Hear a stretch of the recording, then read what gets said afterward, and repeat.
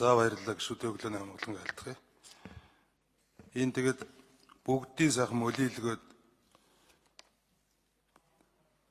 ямар ч одоо энэ батлаад хэрэггүй л болгоо ицсэн л байна л да.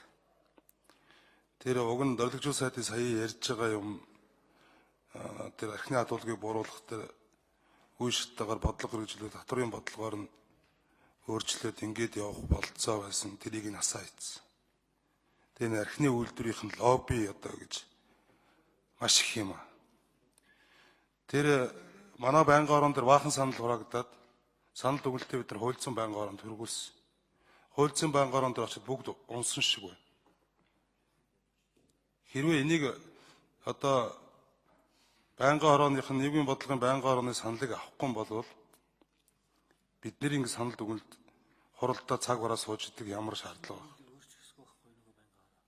Тэгээ бидний одоо явуулсан сандаас хэдийг нь аваад хэдийг нь унагсан юм бэ? Аваагүй юм бэ? Эсвэл одоо авч хилцээгүй юм уу? Гамбаттаараа энэ дээр нэг хариулт хэлээд гэж. Би бол энэ одоо бол нэг тунхаглын чанартай нэг уриал аадсангийн шинжтэй нэг хідэн зүйл өөрчлөлтүүд орцсон байгаа шүү дээ. Тэгэхээр энийг ийм юм баталж ийсэнд орвол ер нь дахиж энийг засгийн газар татж аваад дахиад тэр татврын өөрчлөлт тэр юмтай нь оруулж ирээд нэг хийвэл хийсэн шиг л юм хийчих юм санагдаад байна. Энэ чирээс яг одоо ингээд энэ өөрчлөлтийн уншаа сууж байна.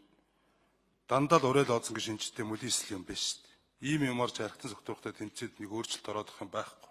Тэр аймаг нийслэлийн бид нэр тэн дээр нь журмын батлаад сум дүүрэгт нь одоо энэ зөвшөөрлөг өгье гэдэг юм дээр чинь тохироо санал хураагаад гişүүд дэмжиж явсан шүү дээ. Тэг чи яагаад өөрчлөлт явуулж байгаа. Ганбатарга тэр манай байнгын орооны санал юу болсон тэн дээр нэг яриад тач.